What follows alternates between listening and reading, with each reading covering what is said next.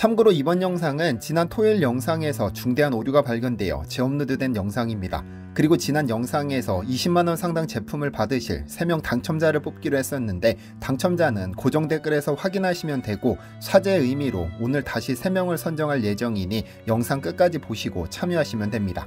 좀 더 주의해서 영상 제작하겠습니다. 음식이라는 단어는 사전적으로 사람이 먹을 수 있도록 만든 모든 것을 의미합니다. 하지만 음식은 그저 먹고 마시는 행위를 넘어 문화와 정체성을 나타내는 강력한 매개체로 작용하기도 하는데요. 특정 국가나 민족의 음식을 보면 그들의 삶의 방식, 역사, 그리고 철학을 엿볼 수 있죠. 우리 문화가 세계로 나아가는 동안 우리는 아무렇지 않게 즐기지만 외국인의 시선에는 꽤 특이한 한국 음식들이 참 많은데요. 한국인들의 가장 특이한 식성 중 하나는 기본적으로 건강을 챙기기 위해 음식을 먹는다는 점입니다. 단순히 음식을 즐기는 것을 넘어 이를 통해 몸을 보호하고 보양하려는 의도가 담겨 있죠. 이탈리아인들이 건강해지길 바라며 스파게티를 먹는 것은 아닐 것이며, 프랑스인들이 거의의 살찐간으로 만든 푸아그라를 먹으며 한 해의 무탈함을 기원하지는 않지만 한국인들은 다릅니다. 삼복더위를 잘 이겨내야 한다며 여름철 삼계탕집은, 장어구이집은, 추어탕집은 늘 북새통이고 설렁탕집은 계절과 관계없이 늘 대기줄이 있습니다.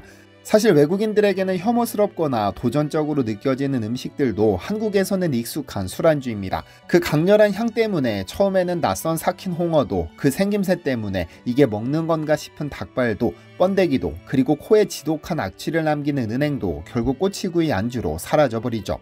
서양인들은 돼지먹이라며 손도 대지 않는 도토리묵도 한국인들에게는 1등 무침안주이고, 서양에서는 독초라며 먹을 엄두도 내지 못하는 고사리, 원추리 같은 봄나물들도 한국인에게는 한 끼 반찬에 불과합니다. 그래서 외국인들이 볼 때 한국인들 식성은 기이해 보이거나 특이해 보일 수도 있습니다만, 이 특이한 한국인 식성 덕분에 돈방석에 앉은 외국인들이 생겨났습니다.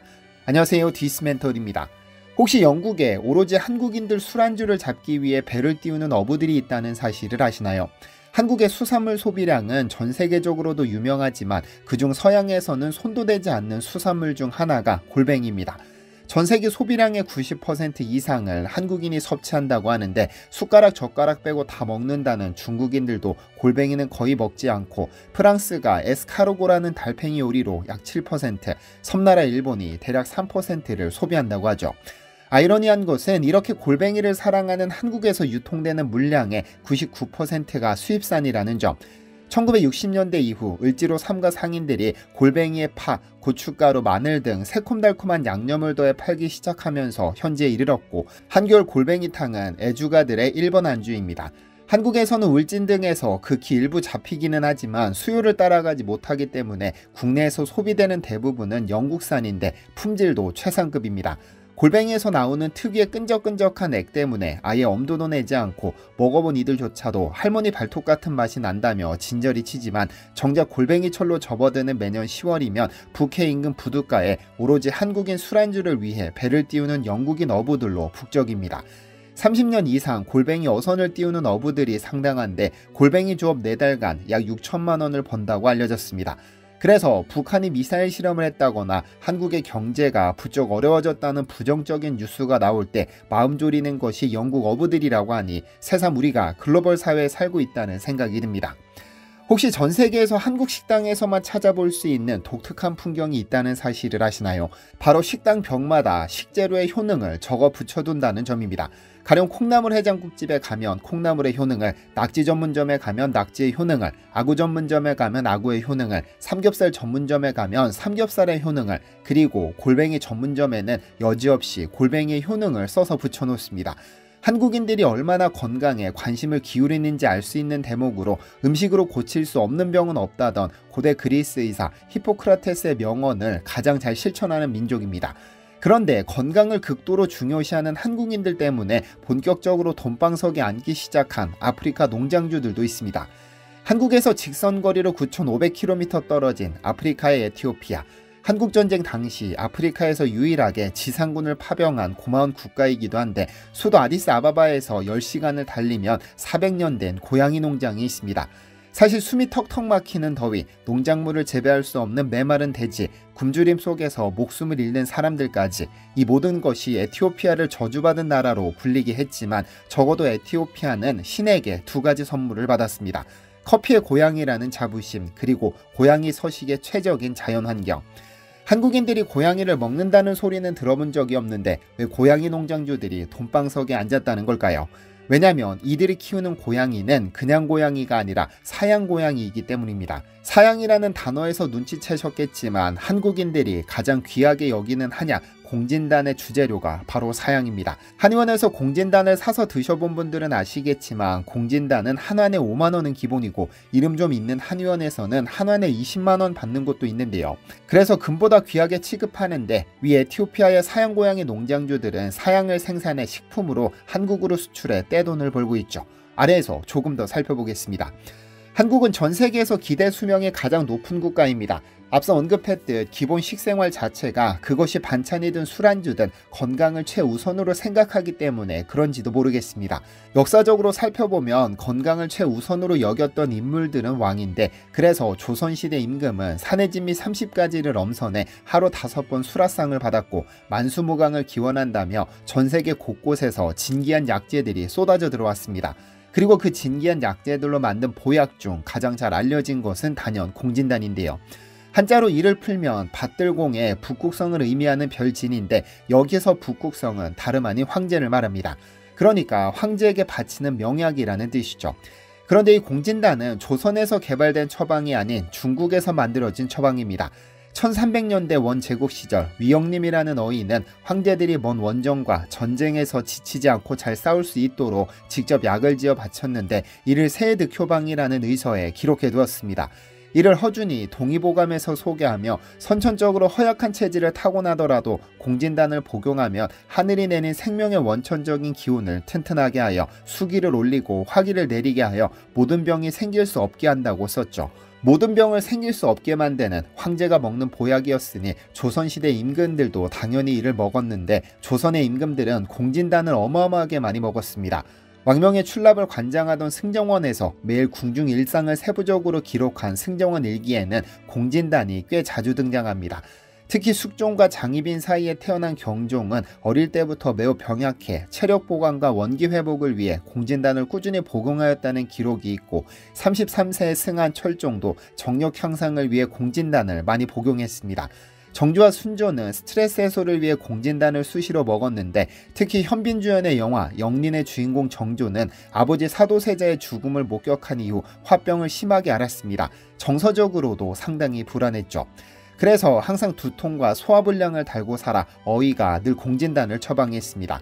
정조의 아들 순조 또한 안동김 씨의 세도정치로 생긴 화병과 소화불량을 다스리기 위해 공진단을 꾸준히 복용했습니다. 살펴보면 눈코 뜰 새 없이 바쁜 가운데 불안, 우울, 피로, 통증이 겹칠 정도로 스트레스가 밀려올 때 공진단을 복용했다는 사실을 알 수 있는데요. 사실 공진단을 조선에 알린 인물은 다름 아닌 세종대왕입니다. 1425년 세종은 원나라 위영림의 세이득효방을 조선에서 간행하도록 합니다. 조선의학시험 교재와 의학강의 교재로 사용하기 위함이었는데 본격적으로 유명해지기 시작한 것은 허준 덕분입니다. 동의보감에 간의 허약한 증상을 치료하는 대표적인 처방으로 공진단을 기록하고 있는데 그래서 공진단의 원래 처방명은 보간환입니다. 간의 기운을 보강해 준다는 뜻이죠. 그런데 도대체 공진단에 어떤 성분이 있길래 모든 병을 생길 수 없게 만드는 명약이라며 임금들이 수시로 복용했던 것일까요? 그 해답은 사양에 있습니다. 공진단의 핵심 원재료는 사양, 녹용, 당귀, 산수유 4가지인데 사양은 공진단에서 가장 중요한 역할을 합니다. 사양노루의 향낭에서 자연적으로 만들어지는 흑갈색 가루 사양은 수컷이 암컷을 부르기 위한 용도로 쓰입니다. 10,000,000 1g만 있어도 10km 밖에 암컷을 부를 수 있을 정도로 향이 강해 수컷 향유골의 토사물이 건조된 용현향, 침향나무가 배출한 끈적끈적한 수지가 굳어진 침향과 함께 세계 3대 향유로 꼽힙니다.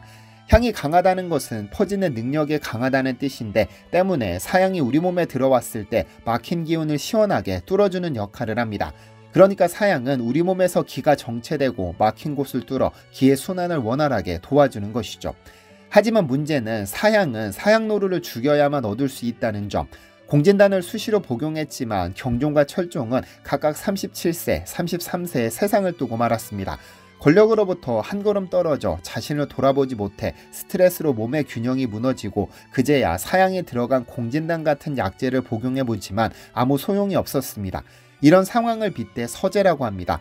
서재란 사람에게 잡히면 제일 먼저 자신의 사양을 물어뜯는 사양노루의 습성에서 유래된 말로서 자신의 목숨을 위태롭게 한 원인이 자신의 귀한 사양 때문임을 뒤늦게 알고 물어뜯어 보지만 이미 때는 늦었다는 것에서 유래했죠.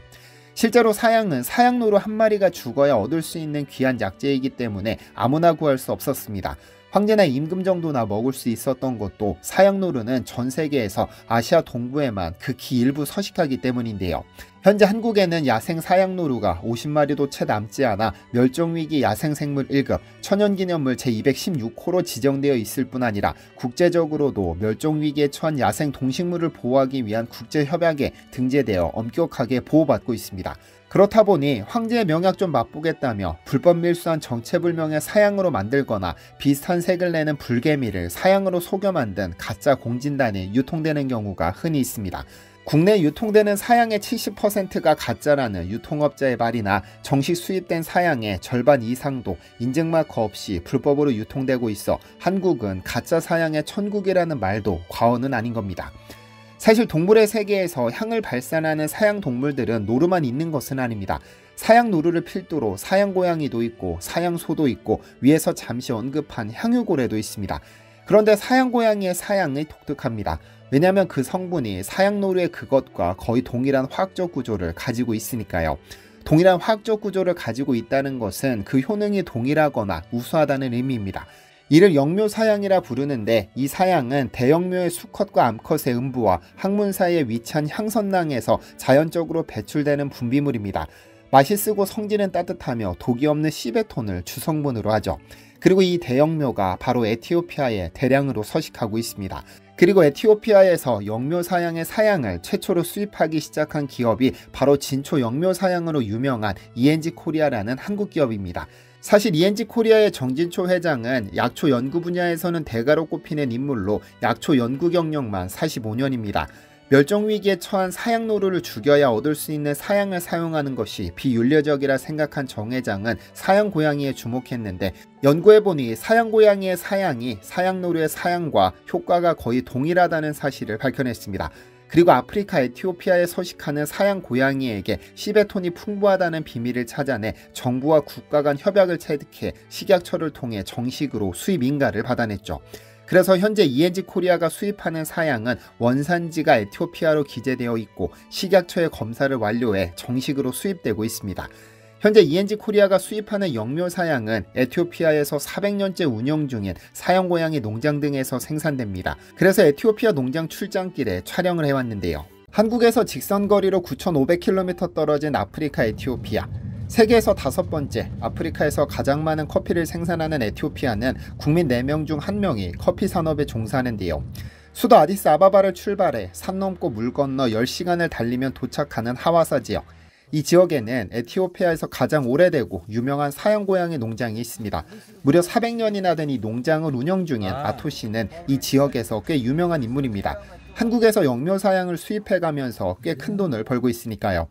찌는 듯한 더위, 농작물이 살 수 없는 사막이라는 편견 때문에 보통 아프리카를 저주받은 대륙이라고 하지만 에티오피아는 다릅니다. 국토 곳곳이 커피의 고향답게 푸르름을 자랑하니까요.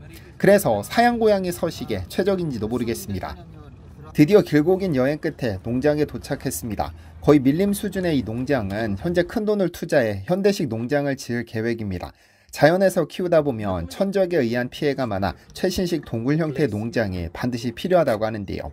지금 아토씨가 가고 있는 곳은 굉장히 비밀스러운 장소입니다. 바로 사양고양이들의 짝짓기 공간. 어둠을 좋아하는 사양고양이 암컷과 수컷이 자유롭게 짝짓기 할 수 있도록 동굴을 조성해 두었는데 함부로 출입할 수 없는 장소이기도 합니다. 드디어 베일에 쌓였던 사양고양이가 나무박스와 함께 등장합니다. 잠시 안내드리자면 사양고양이는 종류에 따라 다르지만 아프리카와 아시아 일부에 서식하는 것으로 알려져 있습니다. 그런데 사양고양이가 인도네시아에서 세계 최고급 커피를 생산하고 있다는 사실을 아시나요? 아마 커피에 관심이 있는 분들은 인도네시아산 세계 최고급 루아 커피를 알고 계실 텐데 독특한 향과 풍미 덕분에 엄청난 사랑을 받는 고가의 커피죠. 그리고 이 커피는 인도네시아에 서식하는 사양고양이 배설물로 만들어집니다. 어떻게 된 일일까요? 18세기 초 네덜란드는 식민지인 자바와 수마트라에 황금작물 농장을 세우고 예멘에서 가져온 아라비아 커피를 재배하기 시작했습니다. 이 시기 네덜란드는 원주민 농부들과 농장 일꾼들이 커피 열매를 주워서 커피를 만들어 마시는 것을 금지시켰습니다. 하지만 원주민들은 커피 음료를 맛보고자 하는 유혹을 끊어내지 못했죠. 그러던 어느 날 사양 고양이가 커피 열매를 먹고 씨앗을 소화시키지 못한 채 배설한다는 사실을 알게 됐습니다. 이를 계기로 원주민들은 사양 고양이의 배설물에서 커피 씨앗을 모아 깨끗하게 씻은 후 이를 볶고 갈아 커피를 만들어 마시기 시작했죠. 얼마 지나지 않아 사양 고양이 커피의 독특한 향과 맛이 주민들 사이에서 소문이 퍼지기 시작했고 마침내 농장주들도 소문을 듣게 되는데요. 이후 이 커피는 외국에 알려지면서 그 희소성과 독특한 생산 과정 덕분에 식민지 시대에도 대단히 높은 가치를 지니게 되었습니다. 캐나다의 한 과학자는 사양 고양이가 먹은 커피의 향이 유독 좋은 이유는 사양 고양이의 소화 과정에서 일종의 소화액이 커피 열매로 침투하기 때문으로 봤습니다. 이 소화액에는 단백질 분해 요소가 포함되어 있어 단백질을 짧은 펩타이드와 다양한 아미노산으로 전환시키게 됩니다. 커피의 향은 대체로 커피의 단백질이 크게 영향을 미치는데 사양 고양이의 몸을 통과한 커피는 더 다양한 종류의 단백질 분해물을 포함하게 되어 독특한 향과 맛을 만들어낸다는 것이죠. 그럼 에티오피아 사양 고양이의 실물을 볼까요? 이렇게 나무박스로 옮길 수밖에 없는 이유는 공격성 때문. 야행성에 혼자서 생활하다 보니 모든 것을 적으로 여기는 습성이 있어 공격성이 엄청나게 발달했습니다. 수백 마리를 키우는 아토씨도 조심스럽기는 마찬가지인데요.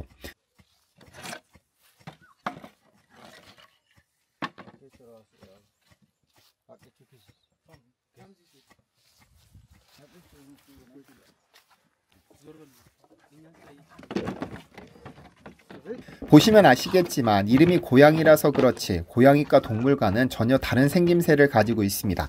굳이 따지고 들자면 고양이와는 아주 먼 친척벌이지만 오히려 너구리와 생김새가 비슷합니다. 완전히 다른 방향으로 진화했죠. 아토씨가 사양 고양이를 키우는 이유는 사양 때문입니다. 에티오피아 사양 고양이인 대형묘는 수컷과 암컷의 음부와 항문 사이에 향선낭에서 자연적으로 분비물을 배출하는데 이것이 바로 사양입니다.